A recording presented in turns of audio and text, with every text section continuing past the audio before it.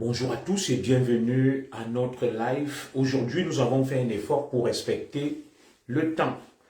Il est donc 11 heures passées de 42 minutes en France. Nous sommes le vendredi 24 avril 2026. Nous lançons donc notre direct comme annoncé et aujourd'hui, nous allons faire le décryptage d'un personnage, un compatriote, M. Steve Fa, de son nom connu sur les réseaux sociaux. Nous n'allons pas verser dans l'outrance et la dérive. Vous savez, je suis un esprit éclairé. Et lorsque je décide de parler d'un personnage, c'est tout simplement pour essayer d'éclairer le public, l'opinion publique sur qui est ce personnage-là. Je parle de personnages et non de personnalités. Parce que pour moi, M. Steve Fa est un personnage. Je ne peux pas parler de lui comme une personnalité. Aujourd'hui, donc, nous allons passer au peigne fin, décrypter et faire un zoom et même dézoomer le personnage Steve Fa. Je vais vous prier de partager le direct, de le sécuriser et de mettre des cœurs. C'est tout ce que je vous demande. Il n'y a rien d'autre que je vous demande. Moi, ma page n'est pas monétisée pour dire que je veux des étoiles, ou je veux ceci, ou je veux cela. Je suis sur les réseaux sociaux pour faire de la pédagogie, pour éduquer, pour éclairer, pour débattre et pour partager des avis. Donc, allez donc m'appeler Monsieur Steve Fa. Bonjour à vous tous qui vous connectez. Merci pour la confiance que vous me faites, Nadine et Wander. Bonjour à toi, Séraphine Fortune. Bonjour à vous tous. Comme vous le savez, j'accorde un grand intérêt à mes followers. Je vous respecte énormément. Face à tout ce brouhaha, face à tout ce melting pot, face à toute cette auberge espagnole qu'on observe, il est quand même normal et il me paraît de bon ton qu'on restitue les choses dans leur contexte, qu'on essaye de recadrer et de recentrer les choses. Bonjour à toi Chantal Géranton. Alors aujourd'hui, nous allons parler de M. Steve Fa, notre compatriote qui s'est illustré dans l'affaire bonjour au capitaine Timoléon, qui s'est illustré ces derniers temps via des sorties fracassantes, des ultimatums, des menaces. Nous allons donc décortiquer, passer au peigne fin le personnage. J'ai eu le temps de me renseigner et de m'informer. Et je tiens toujours à dire à mes followers que ils n'ont pas à regarder. Je salue également Marie. Attendez, là, il y a un petit souci. Je vais faire honneur à tous qui me mettent des cœurs de les saluer. À Marie Joyce Ngono. Bonjour à toi. Alors, nous allons donc parler de Steve Fa, non pas pour le livrer en pâture, non pas pour le dénigrer, mais tout simplement pour dézoomer le personnage, pour savoir en fait de qui on parle, à qui on a affaire. Qui est-il au juste? Donc, avant que d'entamer le vif du sujet, je vais plier les uns et les autres, les turéféraires, les fanatiques de Steve Fa, de se défouler. Je leur donne l'occasion de m'insulter, de se défouler, de se faire plaisir. Ils ont 5 minutes. Le temps pour vous, bonjour à Joachim Fouda, mon frère, de partager le direct, de le sécuriser. Je vais laisser la latitude aux partisans de M. Steve Fa qui m'insultent depuis que j'ai fait l'annonce de ce direct, de m'insulter, de me vilipender, de dire tout le mal qu'ils pensent de moi. Et une fois qu'ils se seront donc défoulés, nous allons parler de Steve Fa. Donc, il est 11 heures passées de 46 minutes en France, probablement 10 heures passées de 46 minutes au Cameroun. À 11h51 minutes, nous allons parler de Steve Fa. Je donne donc l'opportunité à tous ceux qui sont fans de lui, qui sont venus me vitupérer et me vilipender depuis plusieurs jours, de se défouler, qui m'ont dit, tu as déjà pris ta part, on t'a déjà donné ton argent, vas-y, je vous donne l'occasion de vous défouler. Je vous donne l'occasion de vous défouler, de m'insulter, de vous faire plaisir.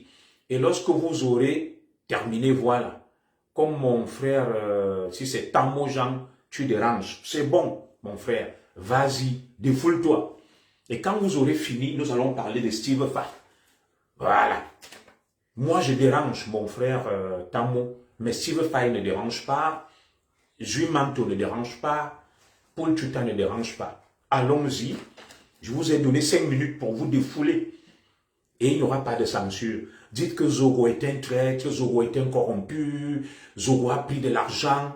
Je serai là pour vous écouter. Chacun aura sa part aujourd'hui. Tout à fait. Allez-y. Ne vous retenez pas. Tout à fait. Ne vous retenez pas. Sur ma page, je donne toujours la latitude à tous ceux qui veulent élaborer. À ceux qui veulent me renvoyer des choses, de le faire librement. Qu'ils m'insultent, qu'ils me rincent, qu'ils me lavent. Et quand ils auront donc fini, il leur reste 4 minutes. Et entre-temps, je prie les autres de partager le direct et de le sécuriser. Donc, au terme donc de ce temps que je leur aurai accordé, nous allons parler de leur Dieu, Steve Fa. Je remercie donc tous mes nombreux followers à travers le monde qui partagent le direct, qui sont toujours connectés, qui me font confiance.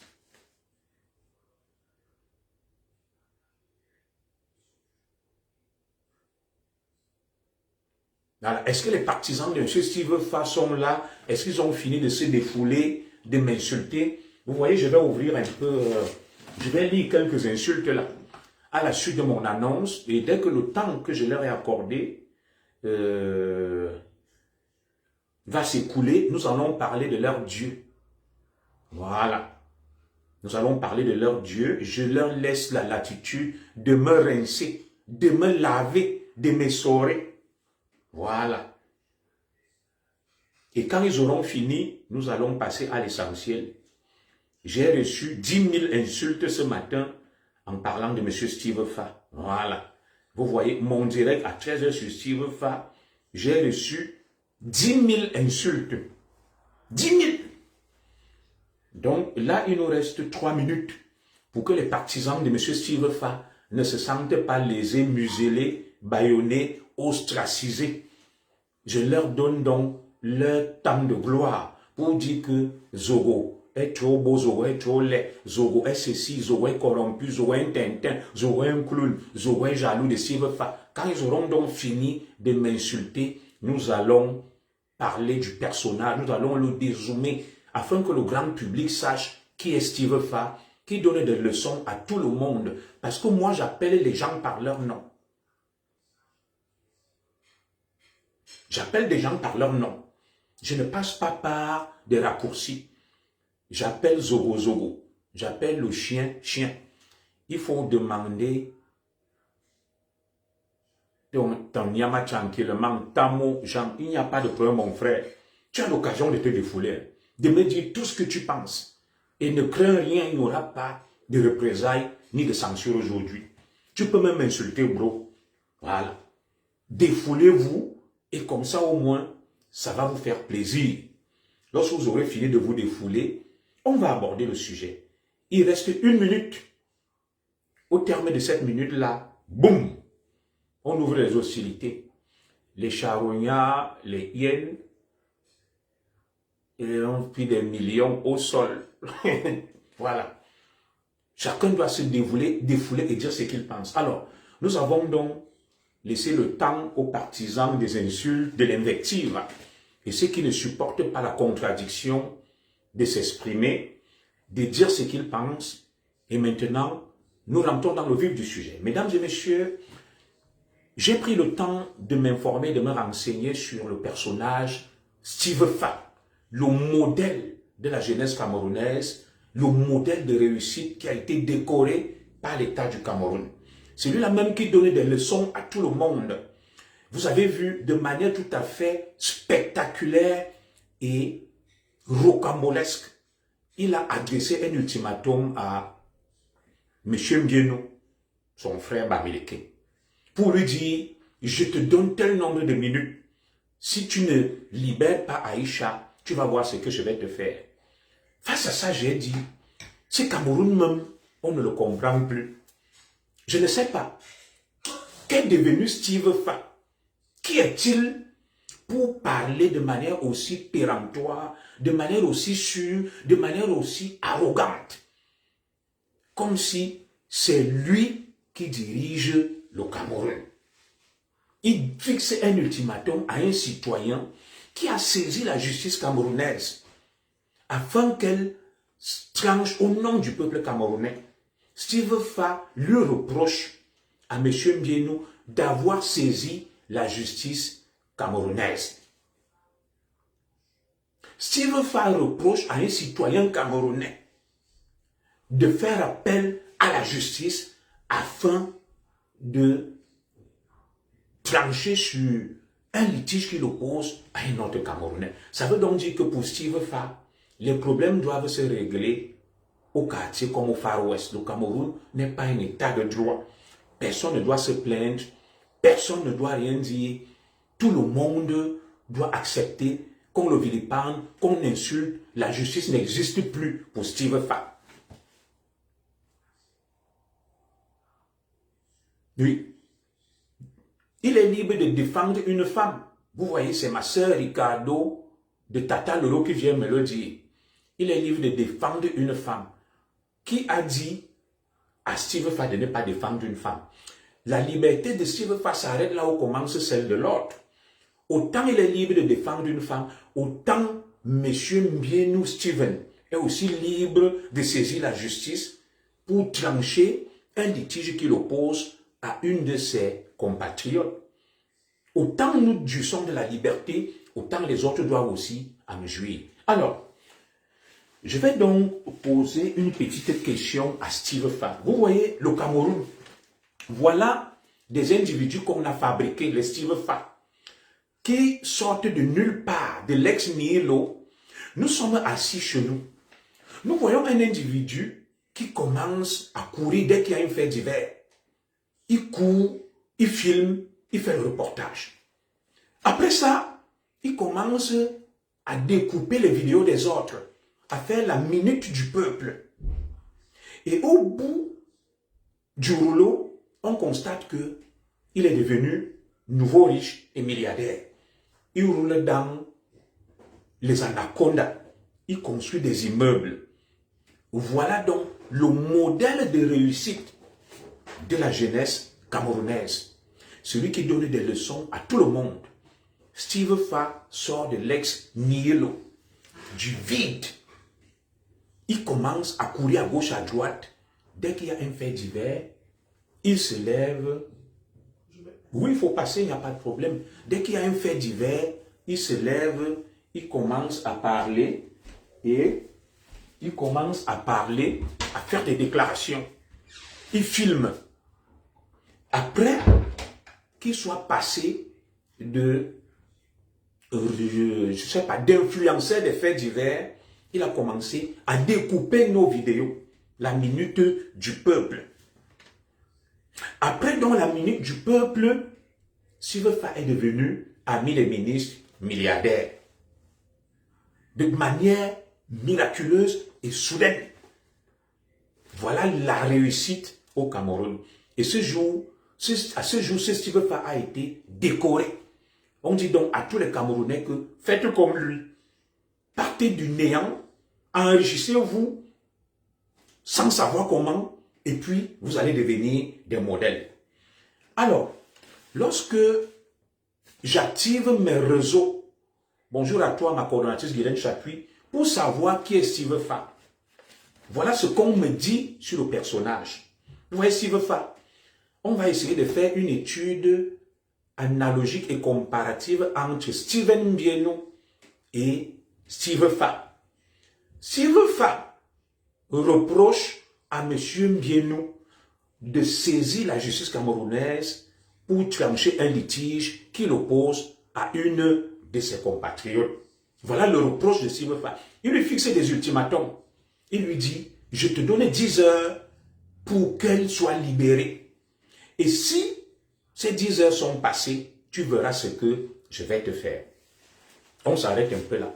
Quand j'ai vu ça, je me dis, waouh, dans quel pays même nous vivons où on fabrique des ectoplasmes, des personnages creux et vides qui deviennent les parangons, le modèle, l'exemplarité de la réussite, qui deviennent les phares de notre société.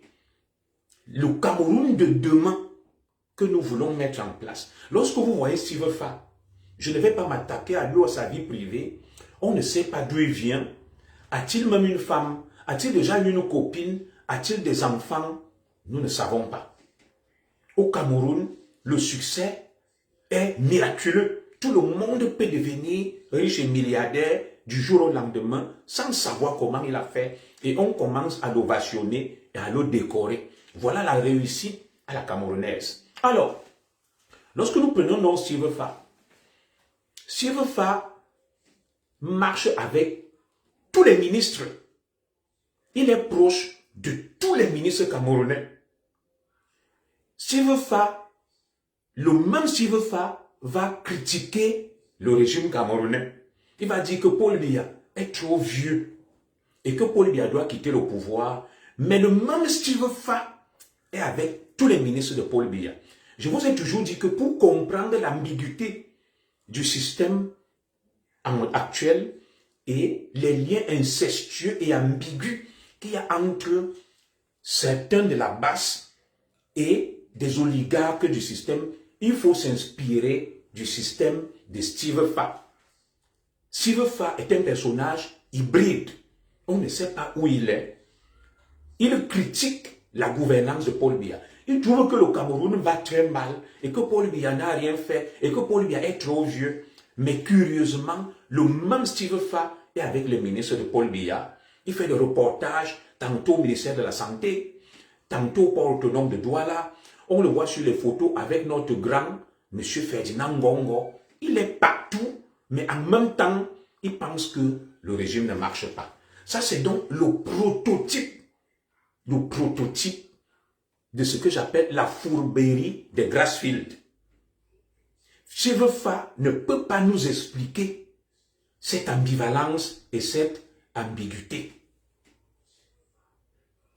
Il est contre Paul Biya. Il trouve que Paul Biya ne fait rien, que Paul Biya ne travaille pas, que Paul Biya est nul. Mais le même Steve Fa est avec tous les ministres de Paul Biya. Vous avez vu une fois, il fait un reportage. Bro, Steve Fa, personne ne t'a accusé. Tu dis que, wow, on dit que j'entre dans les bureaux des ministres, que je donne mon derrière. Qui t'a demandé de te justifier? Qui t'a dit que tu donnais ton derrière? C'est toi-même qui viens faire les vidéos. Que, allez dire, me voici qui entre dans le bureau, le cabinet du ministre de la Santé.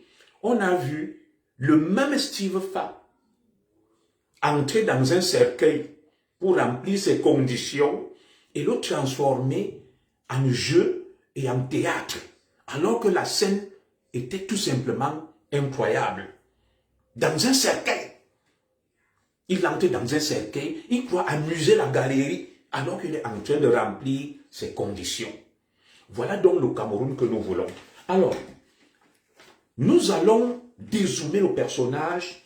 Lorsque je me renseigne, voilà ce qu'on me dit sur Steve Fa. Ce personnage ambigu et ambivalent. Écoutez très bien. Le direct commence à être sucré. Le direct commence à être sucré.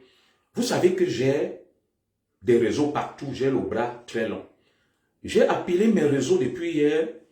Je leur ai dit, parlez-moi un peu de ce personnage de Steve Fa. Qui est-il? Voilà ce qu'on me dit sur Steve Fa. Écoutez très bien. Et j'ai le bras très long, même dans le système de renseignement du Cameroun. Voilà ce qu'on me dit sur Steve Fa. Je leur demande même que, parlez-moi un peu de ce personnage. Qui est Steve Fa? On me dit, commissaire, Steve Fa, on l'accuse d'être un hypocrite. Je suis en train de lire les fiches que mes réseaux m'ont envoyées. On me dit, on l'accuse d'être hypocrite. Je dis pourquoi? On dit, il se fait financer par les barons du régime. Mais en réalité, il reste avec ses frères du village. C'est ce que je viens de vous dire. Que Steve Fa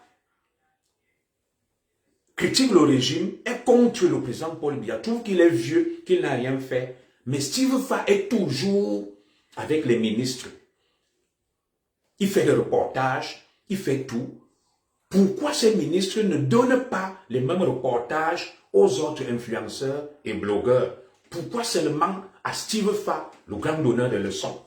Lui-même, il sait ce qu'il fricote avec ces gens et ce qu'il donne en retour, parce que ces gens que nous connaissons, qui sont dans le siège du président Paul Biya, ils ne donnent rien pour rien. Pourquoi ont-ils choisi Steve Fa de lui donner des choses? Lui-même le sait et il viendra nous le dire. Tu vas voir le même Steve Fa sur les photos avec le directeur du port autonome de Douala, M. Cyrus Ngo. Tu vas le voir avec le tout-puissant secrétaire général de la présidence de la République. Tu vas le voir avec le ministre Malachi Manaouda, le ministre Momo. Il entre partout. Pourquoi les autres influenceurs n'ont pas le même accès auprès de hauts dignitaires? Et regardez, les gens me reprochent d'être opposant, qui ne peuvent pas m'accueillir, les membres du gouvernement. Mais les mêmes membres du gouvernement dont Steve Fa critique leur patron, leur créateur, Paul Biya, les mêmes membres du gouvernement sont avec Steve Fa.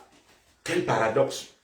Vous ne voyez pas qu'il y a problème. Quand je vous ai toujours dit qu'il y a une connexion entre la base et le sillage proche du président Paul Biya, il suffit d'observer le parcours et le cheminement de Steve Fa pour le comprendre.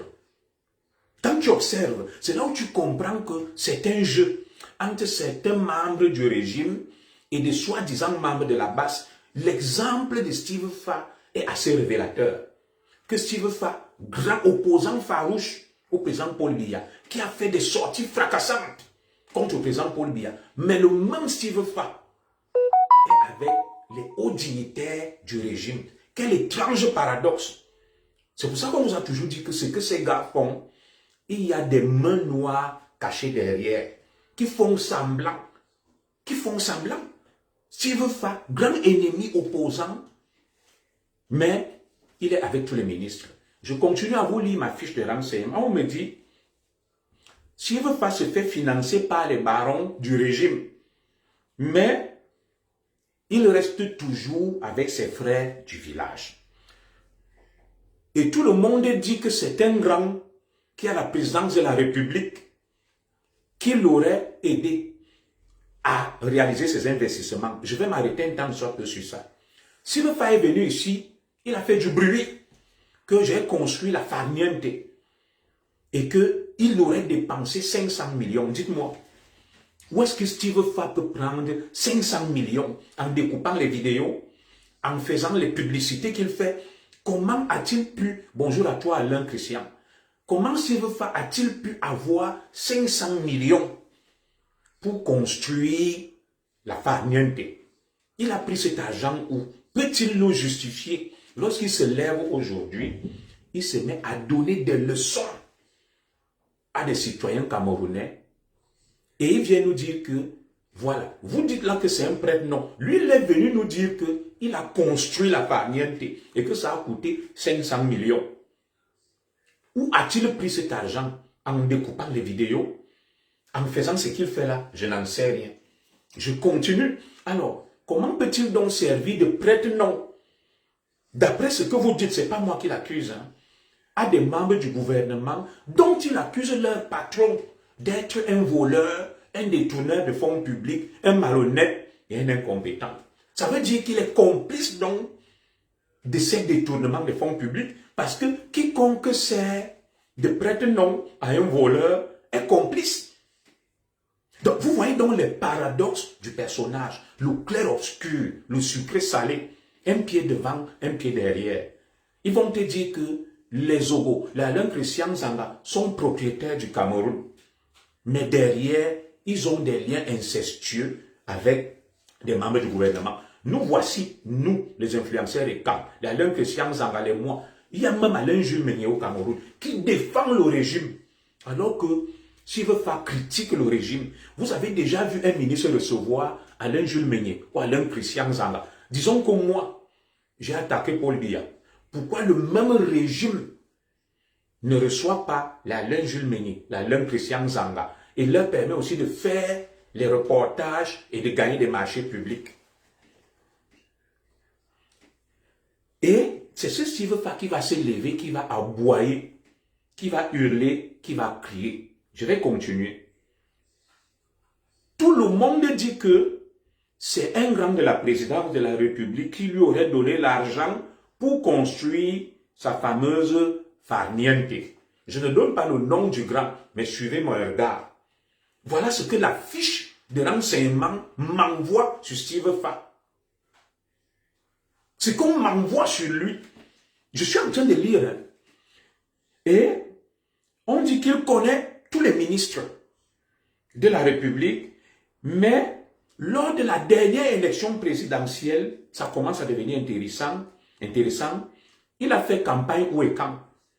C'est ce que les services secrets du Cameroun m'envoient sur lui. Que commissaire, parle à cet homme, dézoome-le, expose la vérité aux yeux de tous les Camerounais. On me dit, la dernière élection présidentielle, les gens vont mouiller le maillot, y compris moi qui vous parle. Steve Fa, qui est l'ami des ministres, on le voit avec tous les ministres, a-t-il battu campagne? Quelqu'un l'a-t-il vu en train de battre campagne pour ses amis qui le reçoivent dans les cabinets ministériels et lui donnent des marchés publics? Non. Qu'a-t-il fait pendant l'élection présidentielle? Pourtant, lui, il leur doit son ascension. Steve Fa, son ascension fulgurante. C'est les termes, n'est-ce pas, de la fiche des services de renseignement que j'ai reçu que Steve Fa leur doit son ascension fulgurante. Et que c'est grâce à sa proximité avec certains ministres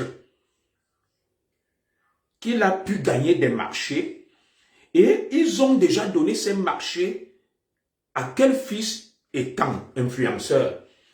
C'est ce que mon agent me donne comme information. Que pourquoi les ministres et quand ne donnent pas les mêmes marchés aux influenceurs et quand ils les donnent seulement à Steve Fa. Nous continuons. Ils me disent que comment aujourd'hui le même Steve Fa peut se lever et dire que il appelle toutes ses relations pour faire libérer sa sœur, notre compatriote Aïcha. Il dit, il fixe un ultimatum. Je vais d'abord revenir sur la campagne. Steve Fa, pendant l'élection présidentielle d'octobre 2025, s'est sauvé au Canada. Il est allé s'installer au Canada. Il ne parlait plus de ses amis ministres où il va dans leur cabinet, il fait des reportages, il filme, il parade. Tout le monde a vu qu'il est parti au Canada. Il a rejoint les frères du village. Pourtant, chaque jour, le même Steve Fa est avec les ministres. Tout d'un coup, pendant la campagne pour l'élection présidentielle, il a quitté le Cameroun.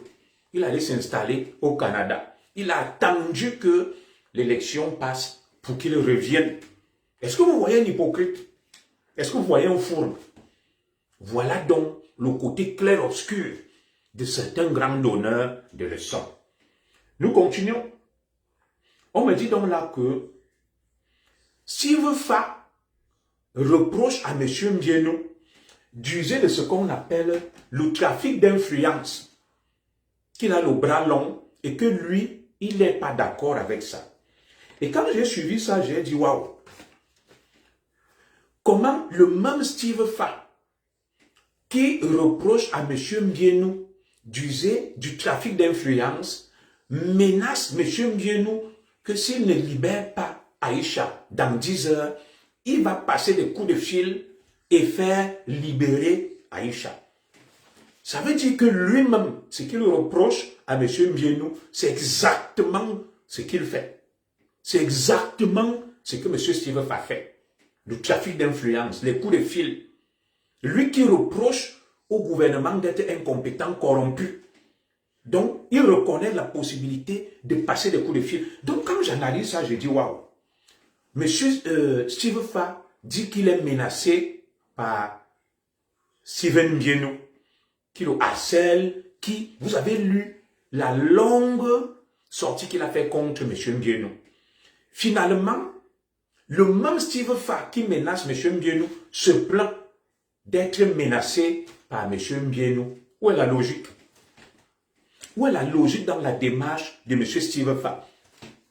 Que M. Mbienou est son bourreau, il est son tortionnaire, il le menace, il a envoyé des gros bras. Il lui-même fixe un ultimatum à M. Mbienou.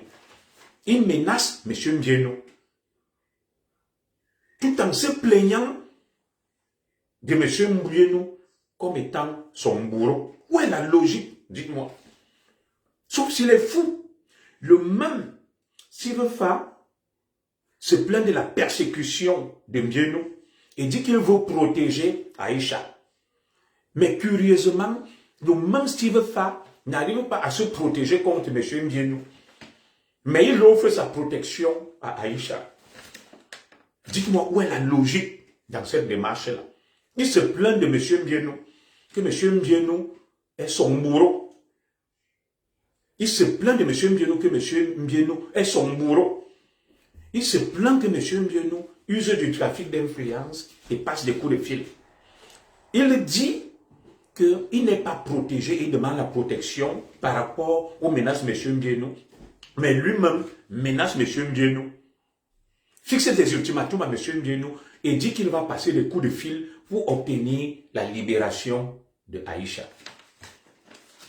Dites-moi ce personnage-là, où est la logique, où est le bon sens dans sa démarche?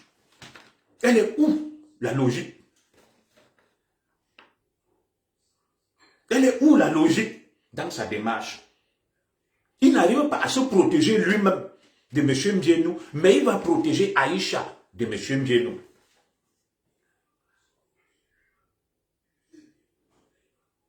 Et M. Steve Fa se plaint de M. Mbienou, de l'eau torturée, de l'eau menacée. Je vais chercher la vidéo où M. Steve Fa a été bastonné par ses frères Bamileke de la Basse en Belgique. Il n'a jamais porté plainte. Il ne s'est jamais plaint. Mais curieusement, il se plaint de M. Mbienou. Cherchez l'erreur. Nous tous nous avons vu ce que la Basse a fait à M. Steve Fa en Belgique. Une bastonnade historique. Il a été bastonné correctement. M. Steve Fa ne se plaint pas de ce traitement qui lui a été infligé par la Basse. Mais curieusement, il semble plus se plaindre des menaces, des brimades de M. Mbienou. Où est la plainte que Steve Fa a déposée contre la Basse, qu'il a passée à tabac en Belgique? Il n'a pas fait une longue lettre, une longue sortie. Mais face à M. Mbienou, c'est là où il fait une longue lettre et il fait une longue sortie. Alors, ce que je vais vous dire, c'est que tout ce que vous voyez, notre frère Steve Fa faire là, tourne autour de quelque chose. Voici ce qu'on m'a révélé sur M. Mbienou. Pourquoi M. Mbienou subit cette cabale? Je te salue, ma petite sœur, ma Foyomini Solange. Les Camerounais doivent savoir qui est Steven Mbienou. Steven Mbienou, sa maman est du Nord Cameroun. Ouvrez grand les oreilles. La maman de Steven Mbienou est du Nord Cameroun. Son père est de l'Ouest. Et finalement, Steven Mbienou a grandi dans le Nord. Il passe son enfance dans le village de sa mère, dans le Nord. Dans le Nord Cameroun. C'est pour ça que vous voyez, il fait toujours des dons. La maman de Steven Mbienou est du Nord Cameroun.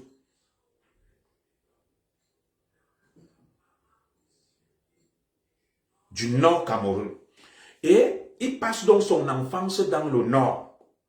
Après donc, le Nord, oui, je te salue, Jeanne d'Arc Ignobé. Merci, tu vas bien? Voilà.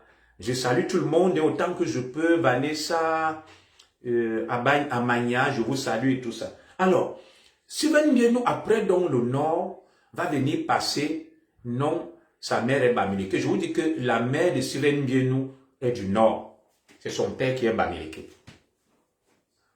Et il va donc passer son enfance à Yaoundé, en Kolbissol, l'adolescence. Et Steven Mbienou parle couramment la langue Eton. Il parle couramment la langue. Je vous dis, Steven Biénou, sa mère est du Nord. Je suis en train de lire la fiche de renseignement qu'on m'a envoyée. Je vais vous prier de sécuriser le direct. Vous voyez, on a été interrompu là. Le direct est fortement menacé. Vous voyez ceux qui ont des milliers de followers. On ne menace pas leur direct. Mettez des cœurs. Ils n'aiment pas la vérité. Quand je vous dis que Junior Zogo n'a pas 2000 personnes, mais la vérité de Junior Zogo dérange. Vous voyez donc le direct est fortement signalé. Le direct est menacé parce qu'ils ne veulent pas la vérité. Ils se sont mis dans le noir et ils signalent fortement le direct. Ils ont fait passer le message. Si vous voulez que je parle, mettez des cœurs. Je ne vois pas des cœurs là. Sécurisez le direct. Sécurisez-moi le direct. L'image est figée. Il n'y a plus rien. Mettez des cœurs. Sécurisez le direct, s'il vous plaît. Je vous prie de sécuriser le direct. Sécurisez le direct si vous voulez qu'on continue, s'il vous plaît. Mettez des cœurs. Je ne sais pas ce qui se passe. Vous voyez qu'on a été fortement perturbé et interrompu. Est-ce que vous m'entendez ou pas? Je vous prie de sécuriser le direct. Est-ce que vous pouvez sécuriser le direct? L'image est figée. Je ne vois aucun cœur. Je ne vois rien. Sécurisez le direct, s'il vous plaît. Sécurisez le direct, s'il vous plaît. Bon, je crois que là, j'ai un problème avec l'image qui passe en direct et de l'autre côté, le direct qui continue. Mettez des cœurs, sécurisez le direct. Nous continuons donc, parce que je contrôle de l'autre côté.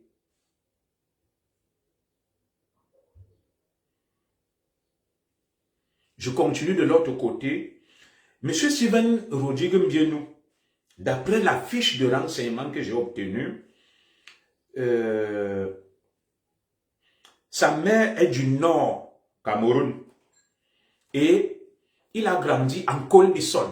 Il parle couramment la langue étonne. Vous entendez ça? Et l'inimitié de ses frères du village vis-à-vis de lui vient de quoi? Je vous prends Steve Fa et je prends Biénou Steven. Biénou Steven ne travaille qu'avec les étangs. D'ailleurs, le nouveau directeur de OneXBet Cameroun qu'il a nommé s'appelle Ondoa Joyce. Et on m'a dit que c'est ça qui énerve donc beaucoup. Je suis en train de lire. Hein. Steve Fa, Steven Biénou a grandi en Colbison. Il parle couramment étonne. Et Steven Biénou aime travailler avec les écans et les bêtis et les nordistes. Et ça énerve beaucoup ses frères du village, notamment Steve Fa. Alors,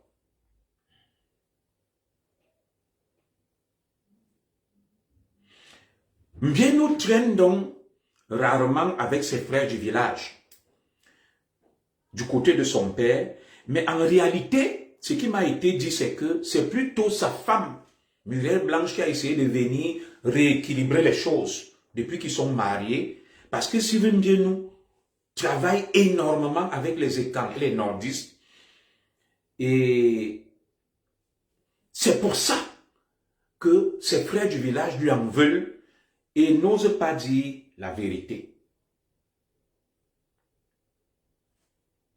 Il a nommé comme DG de OneXBet Cameroun Joyce Ondoa, un écam. Est-ce que vous entendez ça? Steven Biénou, son DG, c'est un écam de OneXBet. On l'appelle Ondoa Joyce. Et vous voyez donc la haine, la rage des frères du village, notamment les Steve Fa, contre Steven Biénou. Il y a beaucoup de raisons qu'on vous cache, des choses qu'on ne vous dit pas. Et au final, je vais vous faire une autre révélation. Steven Biénou est un peu qu'il fait exactement ce que l'élite Ekam fait. L'élite Ekam au pouvoir traite avec nos frères américains et ne nous fait pas confiance. Comme vous avez vu avec Steve Fala, il s'enrichit, il a tout. C'est pour ça aussi que nous critiquons notre élite. Mais Stephen Mbienou fait le contraire de ce que notre élite fait. Stephen Mbienou s'entoure de beaucoup de camps de bêtis. Il n'aime pas trop traiter avec ses frères de sang. D'où donc cette inimitié, cette haine vis-à-vis de lui. Et ce que le grand public ignore, c'est que lorsque Amour Obelinga est allé en prison, le seul qui a maintenu les contrats publicitaires pour Vision 4, c'est Stephen Mbienou. Tous les autres promoteurs, notamment nos frères bamileke, se sont retirés. Ils ont failli faire tomber Vision 4. Vous entendez ça? C'est des vérités que je vous dis. C'est une fiche de renseignement que je lis là. Le seul qui a continué à soutenir Vision 4 d'Amour Obelinga, qui est resté loyal, c'est Stephen Mbienou. C'est Stephen Mbienou. Voilà. Le seul qui est resté loyal, qui a maintenu les contrats publicitaires, c'est Stephen Mbienou. Vis-à-vis de Vision 4. Et Stephen Mbienou aime beaucoup travailler avec les bêtis des écans. D'où donc la colère de ses frères du village. D'où la haine de ses frères du village. Lorsqu'on va plus loin, sur le cas Steve Fa, je vais vous mettre une vidéo.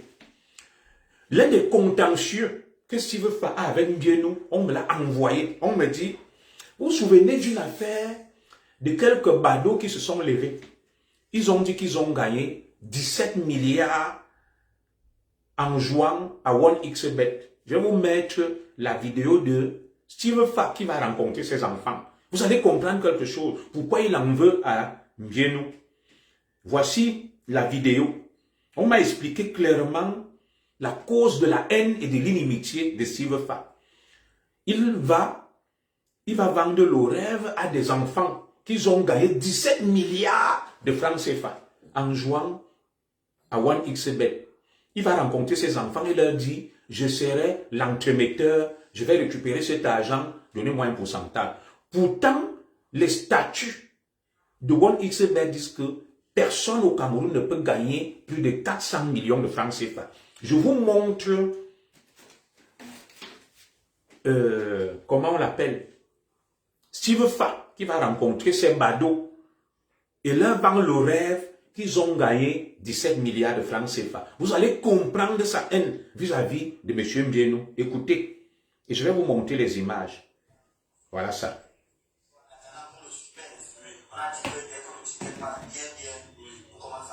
Attendez, hein. Attendez. Oui, quand le match finit, on veut se connecter. Ça fait comme vous avez vu au niveau du téléphone. Voilà. C'est pour ça que j'ai du mal à m'exprimer là. Donc ce soir, je suis au bureau quand ces deux enfants sont arrivés.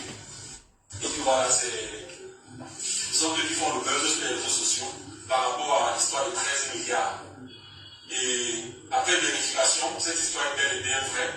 Ils ont gagné 13 milliards chez 1xBet. Une société de paris en ligne, c'est ça, non? Donc, tu vas expliquer, c'est de rapprocher la caméra. Est-ce que tu es sûr? Voilà. Vous voyez ces petits cagoulés des badauds. L'affaire de 13 milliards avec 1xBet. Il faut qu'on éclaire les Camerounais sur ça. S'il veut faire, monte une histoire grotesque. Va voir des enfants des badauds et leur faire croire qu'ils ont gagné 13 milliards en jouant à 1xBet. Le budget de plusieurs ministères du Cameroun. Et vous voyez ces enfants cagoulés. C'est une scène digne d'un film de Hollywood. Il est assis. Je vais vous dire pourquoi ça tourne mal et il a la haine aujourd'hui. Écoutez. Nous avons joué dans un coupon, comme on appelle souvent à NB. Nous avons joué un coupon de 13 matchs. 13 de 36 matchs, pardon. 36 matchs. 36 matchs à une somme de 90 francs.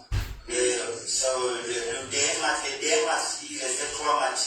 Oui. Il restait joué hier. Oui. Cameroun, PSG et la Roma. Gamou, PSG, la Roma, c'est 3 matchs qui devaient se jouer. Ça veut dire que pendant un mois, c'est un ticket, en fait, pourquoi on explique bien, pour que les gens comprennent bien. Vous validez un ticket un mois avant. Ça veut dire que tous les matchs vont se jouer durant ce mois-là, sont dans ce ticket. Ils doivent gagner. Donc vous devez, je ne sais pas comment on dit ça. Ça va arriver en fait, comme on dit ça, nous devons valider tous ces matchs. Ça veut dire que jusqu'à hier, tous les autres matchs avaient été validés. Hier, c'était les 3 derniers matchs qui restaient. Oui. Le premier match se jouait, quand vous jouez les Coétis, Paris se jouait 12h-13h. Oui. Paris était mené, ils ont gagné. Oui. Le dernier match se jouait à 18h, Roma. Donc ça veut dire que Torino. c'est à quelle heure? À 18h, le dernier match se jouait à 18h, Roma. Ça veut dire qu'à 18h, tu avais ton truc à main. Tu voyais là que si Roma gagne, tu as 13 milliards. Et ils ne proposaient pas. Qui ne proposait pas? Ils ne proposaient pas. D'habitude, lorsque tu as gagné, ils proposent. Ils proposent. Si tu dois gagner. Comme tu vas gagner un ticket de 300 000, oui. Et qu'il te reste un dernier match, oui. Il commence à te proposer même 100 000, 90 000 quand tu as gagné 300 000. On vous dit que soit tu regardes ce match et tu peux perdre, soit tu peux vendre pendant que le match se joue. Oui. Mais ils n'ont pas pour ça. Signifie que si le match rate, au moins tu vas gagner. Tu vas gagner quelque chose. Si le match entre, tu perds le reste. Tu perds le reste du reste général. Ça c'est une très bonne politique d'ailleurs. Oui. Donc ils n'ont pas proposé. Oui. Maintenant, quand la Roma a marqué à la 26e minute. La Roma a marqué à la 26e. 26e, 37e minute. Oui. C'est là où la Roma a marqué. Nous étions fiers. J'étais avec mes 3 amis, nous avons commencé à boire. Maintenant, lorsqu'on commence à aller côté, on s'est déconnecté. Oui. En attendant pour le suspense. Oui. On a dit que dès que le ticket passe bien, oui. On commence à faire le projet. Oui. Maintenant, lorsque le match est fini, la Roma a gagné 1-0. Aïe, 1-0. Oui, quand le match finit, on veut se connecter. Ça met, comme vous avez vu au niveau du téléphone là. Oui. Ça met nom d'utilisateur et mot de passe incorrect. Oui. En fait, ça veut dire en gros que il faut déverrouiller. Attends, n'est-ce pas? Vas-y, déverrouille ton téléphone. Déverrouille ton téléphone. Ça veut dire en gros que dès que la Roma a gagné, on est censé entrer dans votre compte et voir que vous avez effectivement gagné comme d'habitude. Parce que d'habitude, quand vous gagnez, qu'est-ce qui se passe quand vous gagnez d'habitude? Lorsqu'on gagne, on t'envoie ton nom dans ton compte et tu retires par mobile money comme tu veux. Quand tu pars à la maison, c'est à toi de choisir. Tu envoies dans un compte bancaire, c'est comme tu veux. Ah, d'accord. Donc, dès que c'est arrivé comme ça, ils ont vous êtes entré dans le compte et c'est ce qui s'affiche là. C'est ce qui s'affiche là. On a dit compte. Nom d'utilisateur, mot de passe incorrect. Nom d'utilisateur ou mot de passe incorrect, justement. Après, comme ça s'est passé, il était pratiquement 20h, par le match est fini à 20h. Il était 20h37, 36. Maintenant, à 21h, le service nous a fait appel. À la service, le service vous appelez à 21h. À 21h. Est-ce que vous avez appelé au faire? Non, on appelle ça, on fait une requête. Une requête de la bilan. Que nous avons un problème. On a fait une requête, le service nous a fait appel à 21h. Pour nous dire que l'homme qui nous a appelé nous dit notre compte est saturé. Votre compte est saturé. C'est pour ça que c'est ça qui est bloqué et qu'on attend 40 minutes. Et qu'ils vont nous restaurer le compte tranquillement. Et puis les 30 minutes là, nous sommes partis aujourd'hui à la poste. Quand nous sommes partis, ils nous a fait comprendre que c'est comme il faut qu'on cherche où arranger le problème. On nous a dit que la direction générale c'est à la poste. Ils sont partis à la poste devant Orange Money. La dame qui était là-bas a commencé à nous expliquer qu'elle a tapé la machine. Elle nous dit que non, on n'a jamais existé. Donc on n'a jamais joué un SBM.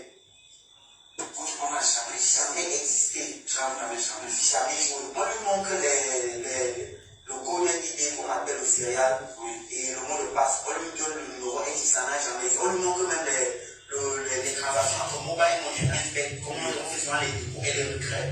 Par exemple, aujourd'hui, nous allons faire un retrait de 11 000. On dit comment ça peut se faire. Elle dit qu'elle s'en fiche. Que ça n'a jamais existé. Et un manager est venu, un homme là est venu, il a vu il nous a fait appel. Et c'est là où il nous explique d'une manière anonyme. il me dit quelqu'un avait gagné 700 millions. Oui. Un enfant, Oui. il est venu là-bas, son compte n'a jamais existé, que l'enfant ne fait pas pleurer. Ah, ça veut dire que On a tout fait la fête, l'enfant ne fait pas pleurer. Oui. Moi, je ne les ai pas, que nous, on ne peut pas laisser. Oui. C'est quand même 13 milliards. Oui, oui. C'est comme si tu prenais une pièce de 100 francs au sol, tu jettes dans une main, dans une main, ça suce toute la main et tu remets la pièce dans la poche. Nous, on veut au moins comme nous. Très belle allégorie, mon petit, très belle allégorie. Mais par contre, ce que j'aimerais dire déjà, c'est que je ne sais pas si tu as bien fait ou mal de me contacter. Mais je pense que à mon petit niveau, j'ai fait ce direct pour attirer l'attention de l'XP. Si c'est vrai l'histoire que le petit a racontée par rapport à l'autre petit qui avait gagné et son compte a été suspendu, je pense que ce n'est pas bien pour l'image de votre entreprise. Voilà, il y a beaucoup de Camerounais qui jouent à ça. Je connais beaucoup d'amis que j'ai essayé d'appeler là pour essayer d'avoir quelques conseils qui m'ont dit qu'ils ont joué sur vous et qu'ils ont perdu. Donc, si les gens payent tous les jours, admettez pour une fois que les enfants comme ça vous ont tort. Voilà, admettez. C'est vrai que 13 milliards, c'est quand même une somme. On le voit. Je ne sais pas, moi si j'étais à leur place, je ne sais pas ce qu'eux ils pensent. Mais moi, si j'étais à leur place, 13 milliards, je sais que c'est une somme, car c'est beaucoup d'argent. C'est pour ça que j'ai dit au Mexique que vous n'êtes même pas en sécurité, vous êtes là. Donc, moi, si j'étais à leur place, car tout ce que vous... Parce que les gens disent qu'on vous a proposé 400 millions. On nous a rien proposé. On ne vous a rien proposé. On ne peut pas nous proposer ça comme ça. Alors, je vais vous diffuser la suite de cette vidéo. Vous voyez ces enfants-là, cagoulés, ils parlent de 13 milliards. 1 milliard, c'est 1000 millions. Un seul milliard, c'est 1000 millions. Ces badauds-là, malingres, chétifs, ont gagné 13 milliards. Silverfa est assis avec eux et parle à OneXBet. Pourtant, Silverfa connaît que le règlement, des gens me disent là qu'ils ont gagné. De OneXBet au Cameroun disent que les gains sont plafonnés à 400 millions. Vous voyez comme il dit là que non, on vous a proposé 400 millions.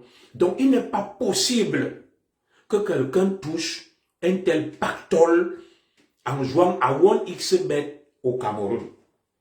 Parce que les gens viennent me dire là que oui, ils ont gagné. Et c'est donc le début de la haine de Silverfa vis-à-vis de M. Mbienou à partir de cette vidéo. Et je vous mets donc la suite du reportage qui a été fait par Vision 4 par rapport à cette mise en scène. Et vous voyez donc Silverfa qui va vendre le rêve à des gamins qui sont là au lieu d'aller à l'école, au lieu d'aller travailler. Ils rêvent d'aller jouer et gagner 13 milliards. Même en Europe où nous vivons ici. Ils ont changé le rêve. Ça, c'est le rêve qu'on vend au Cameroun. Que tu vas jouer, tu vas gagner 13 milliards. Vous savez ce qu'on appelle 13? Est-ce que le budget même de OneXBet Cameroun atteint 13 milliards? Est-ce que le budget au Cameroun de OneXBet atteint... Ça dit, les gens ont des idées fantasques, farfelues et grotesques. Je me dis, les Camerounais, il leur faut une thérapie collective. Nous avons traversé le médicament. Est-ce que le budget en valeur absolue de OneXBet, je peux vous le donner, Cameroun atteint 13 milliards pour que les gains soient fixés à 13 milliards. Mais quand vous allez faire des déclarations, soyez quand même logique et raisonnable. Soyez logique et raisonnable. Le budget de OneXBet au Cameroun n'atteint même pas 5 milliards. Mais eux, ils font gagner 13 milliards. Où est la logique? Parce qu'en matière de jeu de hasard, on tient compte de tout ça. Tu racontes quoi? Mais c'est ça le Camerounais. Il dort chez lui, il est un fou, il rêve et il est persuadé que il dit la vérité. Vous voyez les badauds là, minces, ne mangeant même pas, ne se lavant pas, ne faisant rien de leur vie. Tu veux leur faire croire qu'ils vont devenir des milliardaires. Et ils vont gagner pas 1 milliard, pas 2. Ils vont gagner 13 milliards de francs CFA. Je vous montre donc la suite de la vidéo. Je vous montre la suite de la vidéo. Ceux qui viennent dire qu'ils ont gagné, vous allez voir. Parce qu'il raconte plein d'histoires. Voici la suite. Voilà, écoutez ce reportage. On a tout dit, on a tout entendu sur cette affaire de 13 milliards. La nouvelle est même arrivée au ciel. Comment des jeunes garçons parieurs ont voulu, du jour au lendemain, posséder à eux seuls les budgets cumulés de moins 3 ministères au Cameroun. Les gars se voyaient déjà passer Noël avec des dîners aux chandelles, buvant des dopels au pluriel. Mais Wanisbet leur a rappelé que le miel a toujours des abeilles, qui peuvent parfois être mortelles. C'est parfois mieux d'attendre dans la poubelle que de forcer le chemin qui mène vers le ciel. L'équipe de grands reportages a, comme toujours, attendu que le temps des émotions et des convulsions passe. Écoutez. Pour enquêter et donner sa version. Dans l'élément qui va suivre, nous allons à la rencontre des acteurs mis en cause. Voici un document exclusif. Écoutez, hein. De Vision 4 Télévision. Écoutez.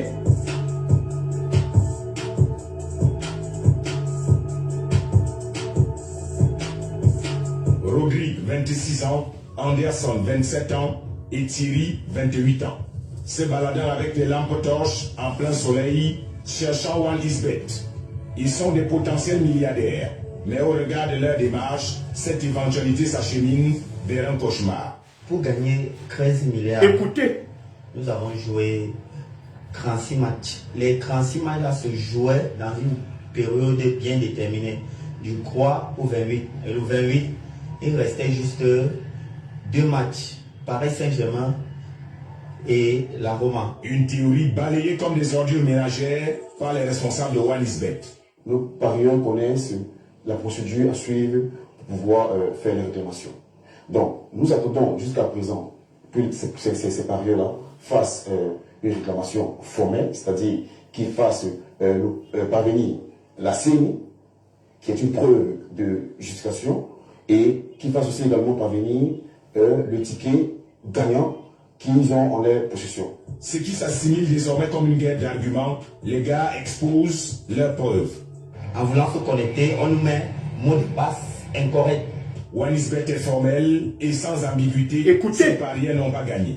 Voilà. Lorsque vous vous connectez via un appareil mobile pour une première fois, vous vous déconnectez, et lorsque vous décidez de vous reconnecter via un autre appareil mobile, dans ce cas maintenant, on vous envoie un message de vérification pour nous rassurer que c'est réellement le détenteur du compte qui demande à pouvoir se connecter dans son compte de jeu au travers d'un autre appareil mobile. Et c'est ce message de vérification qu'ils ont reçu. Ils n'ont reçu en aucun moment un message. Vous entendez?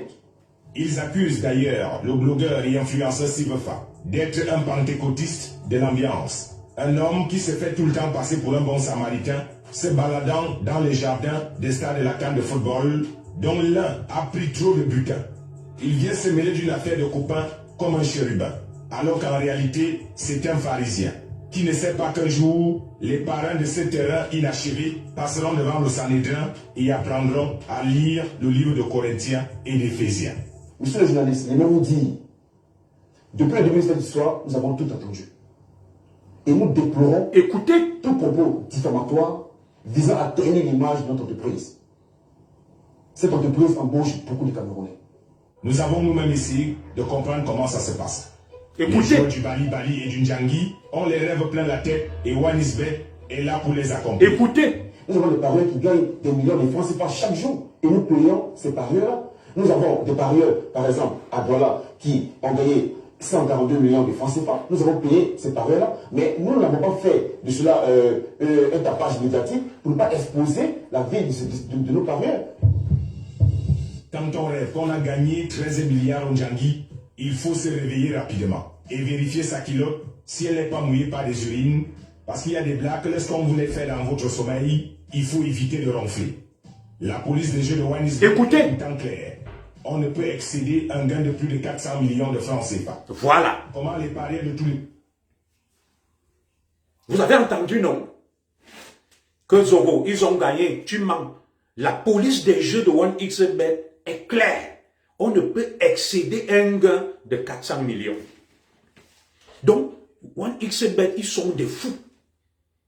Ils mettent des gains qui valent 4-5 fois leur propre budget. Ça veut dire qu'ils tournent à perte. Des gamins restant au quartier de Nangamboko, on leur vend le rêve. Silverfa se déplace et va leur faire croire qu'ils ont gagné 13 milliards de francs CFA. C'est le début de son inimitié avec son frère, M. Mbieno. Parce que Silverfa, qui a le gros cœur, il avait déjà les yeux rouges. Qu'est-ce qu'il y a? Il avait déjà les yeux rouges. Il était persuadé. Il était persuadé que sur les 13 milliards, là, il va jouer les entremetteurs. Il va se taper même 3 milliards. Vous voyez?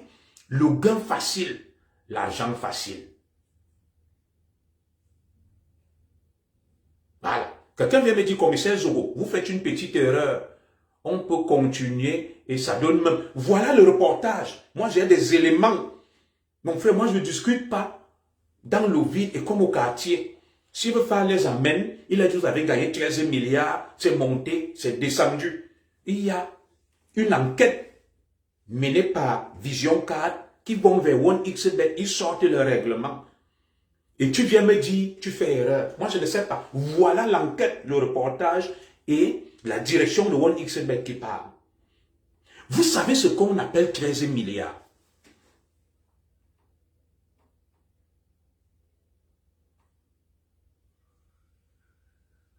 Vous savez ce qu'on appelle 13 milliards de francs CFA. À gagner.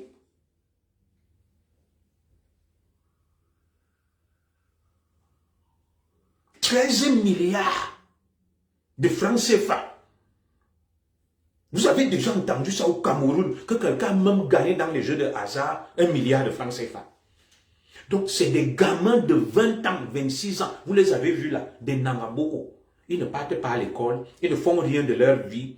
Ils attendent, s'il leur a dit, vous allez devenir des milliardaires. La vie du rêve.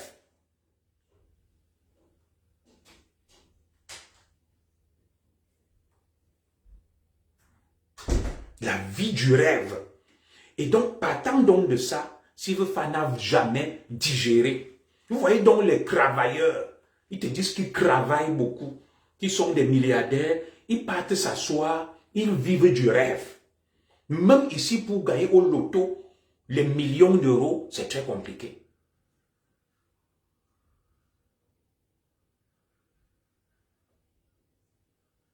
Voilà.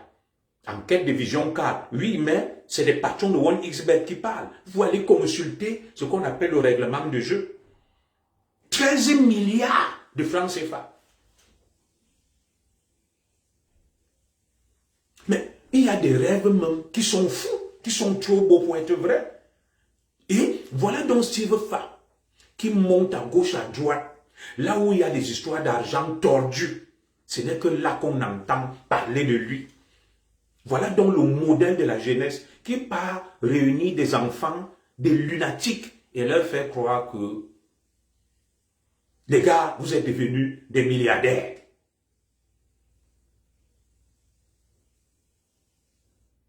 Et que vous avez gagné 13 milliards. Ils commencent à faire de ça un problème. Et quand ça échoue, Silverfa devient l'ennemi de M. Mbieno. Voilà donc le Silverfa. Vous étiez là, est-ce que vous saviez ça? Nous sommes là pour dézoomer, pour vous permettre d'avoir une vision éclairée. On ne peut pas prendre des badauds qui ne font rien de leur vie, des Nangamboko, des clochards. On leur dit, dormez chez vous, vous allez jouer à 1xBet, vous allez gagner 13 milliards. Est-ce que le budget même déjà, Cameroun, parce que 1xBet, je vais vous dire qui ils sont. Il faudrait qu'on vous explique qui est 1xBet et dites-moi dans le monde des paris sportifs, qui a gagné 13 milliards. Je vais vous dire qui est 1xBet.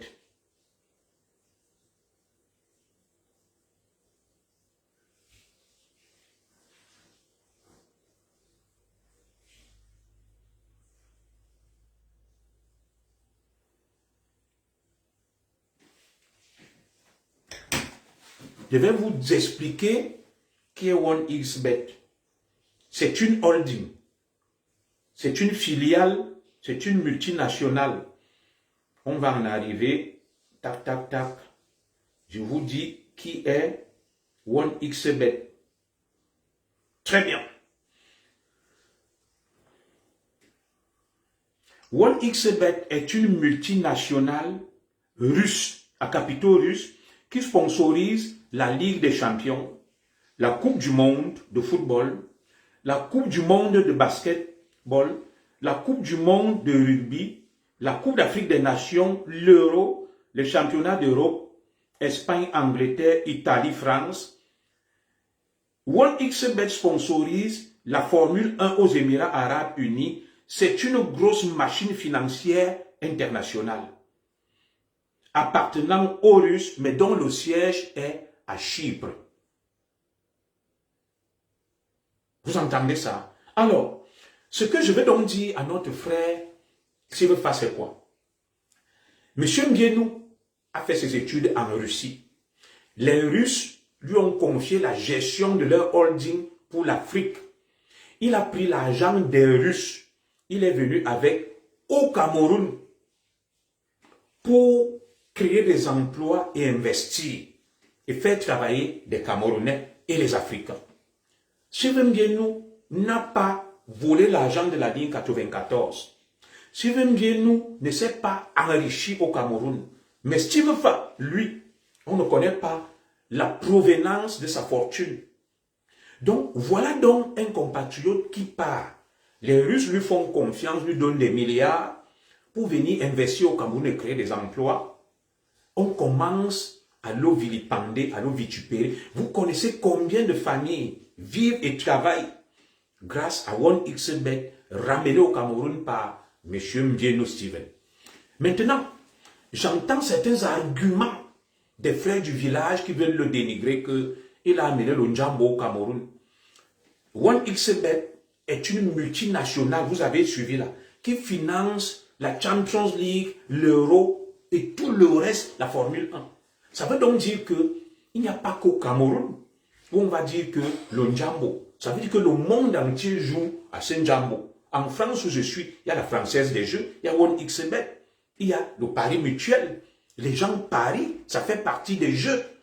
Et tout ça dénote de la haine que les frères du village ont vis-à-vis de M. Mbienou. D'ailleurs, là on me dit, on ne comprend même pas pourquoi certains frères du village détestent la femme de Mbienou, Muriel Blanche. Parce que depuis qu'elle est avec M. Mbienou, elle a rééquilibré les choses. Que M. Mbienou recrute aussi bien les Bamileke que les Bétis et les Nordistes avec Muriel Blanche. Mais qu'on ne comprend pas pourquoi sa communauté Bamileke s'attaque à Muriel Blanche. Parce que depuis qu'elle s'est mise avec M. Mbienou, elle a rééquilibré les choses en faveur de sa communauté Bamileke parce que M. Mbienou fait exactement le contraire de ce que l'élite Ekam fait. L'élite Ekam, tous sont là, vous avez entendu, qui sont avec Sivefa. Ce sont les bêtis qui donnent les marchés à Sivefa, des reportages, des publicités. Mais ils ne vont jamais donner ces publicités à un Ekam. Maintenant que Steven Mbienou a aussi fait comme l'élite Ekam, lui, enfant Bamileke, pour travailler avec les Ekam, d'où la haine donc de ses frères Bamileke.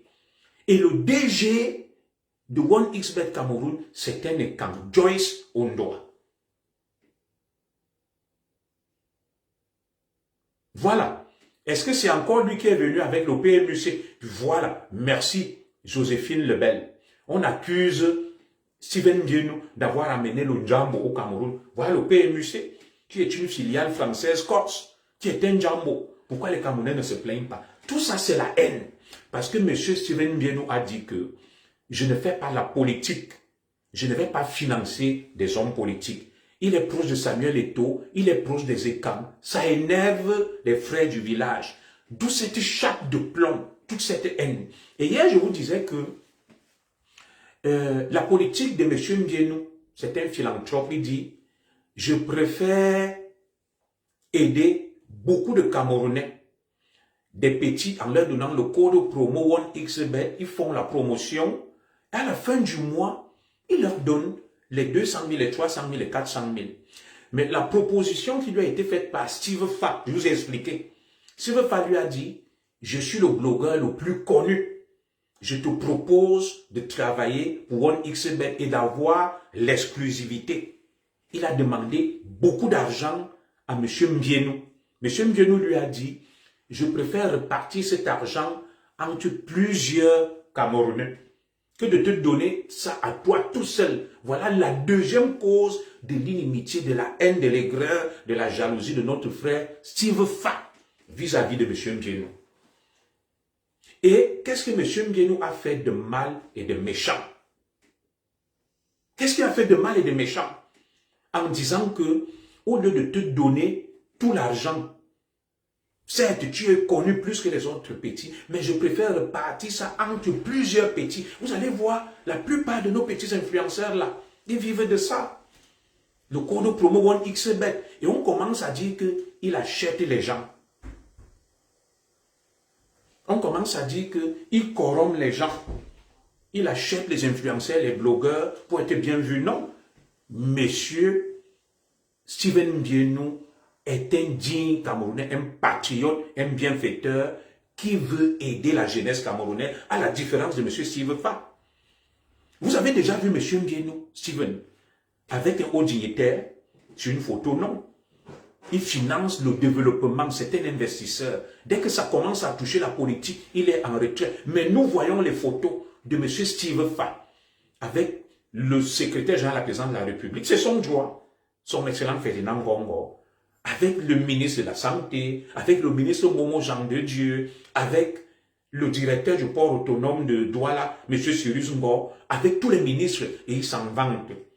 Mais c'est lui qui va te dire qu'il est le libérateur de la jeunesse camerounaise, tout en entretenant des relations ambiguës, ambivalentes avec l'élite politique.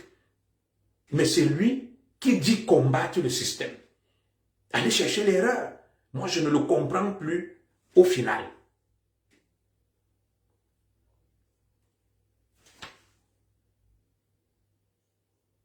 Oui, je ne le comprends plus au final. L'argent de M. Steven Mbienou ne vient pas du Cameroun. Il ne marche pas dans la ligne 94. Les Russes, où il a fait des études, lui ont dit, on te fait confiance. Et ça lui donne le droit de kidnapper des gens très bien. Vous avez vu, on vous parle du trafic des voices par l'IA. Je vais vous mettre un direct de notre frère Valsero. Je suis sûr que dans les prochains jours, Valsero va se faire lyncher. La même personne là, je vais diffuser, vous donner l'occasion de diffuser, dont on accuse Mbienou d'avoir kidnappé. Écoutons sa vidéo. Écoutons d'abord la vidéo de Valsero, qui parle des voices de Steve Fa. Valsero n'est pas reconnu pour être tendre vis-à-vis de M. Mbienou et des gens proches du système. Écoutez ce que Valsero dit au sujet des fameuses dénonciations de M. Steve Fa. Je vous mets la vidéo de Valsero et ensemble, nous allons l'écouter. Ce n'est pas moi qui parle, c'est Valsero. Écoutons. Moi, par exemple, je peux croire aux audios si jamais on a monté un audio contre moi. Et on pose une question. Quelle est la valeur que moi, je peux encore donner à un audio que j'écoute concernant Gembou ou Aïcha Kamoise, et je crois à ça quand je vous vois monter un audio contre moi. Les gens viennent écrire que, dis-nous si tu as pris, dis-nous si tu as pris, un monsieur que je le connais, j'ai découvert son nom le jour que j'ai entendu parler de cette histoire. Je découvrais, de ni en temps ni d'air, je ne sais pas de qui il s'agit. De qui il s'agit? Si vos audios sur Gembou sont comme les audios que Steve Fa a monter sur Valsero-là, je suis désolé. Voilà. Comment moi je peux croire à ça? Je vous pose une question simple. Si les audios que vous avez sur Gembou là sont comme l'audio que Steve Fa a posté hier, c'est moi Valsero. Moi ça ne me concerne pas. Je sais que c'est des petites saletés entre vous. C'est des petites saletés entre vous. Et j'ai vu par exemple ce qu'on appelle utiliser le problème de quelqu'un pour régler son problème avec les autres. Vous voyez par exemple que dans cette approche, Steve Fa s'en fout encore totalement d'Aïcha Kamoise. Il monte une pièce qui peut venir dévaloriser détruit toutes les autres pièces que vous avez. C'est-à-dire que quand tu dis un audio est faux, alors tous les autres audios sont susceptibles d'être faux. Alors tous les autres audios sont susceptibles d'être faux. Donc c'est là où je comprends que quand tu es défendu par les personnes qui te détestent. Valsero a tout dit. Valsero, qui est proche de vous, de la base des talibans, il vous crache vos vérités que vous fabriquez des audios avec l'IA. Et voilà donc un nouveau problème auquel le Cameroun est confronté. Nous les écans, on ne connaît pas trop la manipulation numérique, l'IA et tout ça là. Ce sont les mêmes qui veulent sauver le Cameroun, qui donnent des leçons à tout le monde, qui introduisent le faux. Ils manipulent les voices, les deepfakes. Ils diffusent pour salir les gens. Voilà Valsero qui est en train de balayer ça du revers de la main. Et dès que tu vas balayer les arguments ténus, échafaudés, ils vont t'accuser d'être passé à la caisse. Ils pensent que tout le monde est comme eux. L'amour de l'argent. Leur Dieu, c'est l'argent. Tout le monde n'est pas comme vous. Alors, vous parlez des dénonciations avant de revenir sur Sirfa. Écoutons ce monsieur qu'on nous a présenté. Et on dit qu'il dénonce le fameux, j'ai parlé de lui, Hubert Njounan, qui vient faire des révélations sur M. Mbienou. Nous allons écouter le même personnage qui blanchit Mbienou et le même personnage qui vient accuser Mbienou. Et vous allez me dire où est la logique. L'ancien bras droit de Mbienou qui était un faux gendarme qui allait témoigner. Écoutez, moi je vous mets les audios. Où est donc la logique quand vous me dites, et c'est pour ça qu'il doit kidnapper le même qui vient dire que ce n'est pas Mbienou qui accuse quelqu'un d'autre, c'est le même qui revient dire aujourd'hui que c'est Mbienou. Depuis 3 ans. Depuis 3 ans, il passe de direct en direct dès qu'il entend parler de Mbienou. Un peu comme j'ai un cousin édenté là, Ngono Aristide. Dès qu'il entend parler de moi quelque part, il passe. Il témoigne, il dit que la femme de Zoro est une voleuse, Zoro est un voleur. Il cite les mêmes choses depuis 3 ans. Écoutez, celui qui vient accuser M. Mbienou aujourd'hui et dont les talibans se servent du témoignage. Écoutons ensemble les contradictions.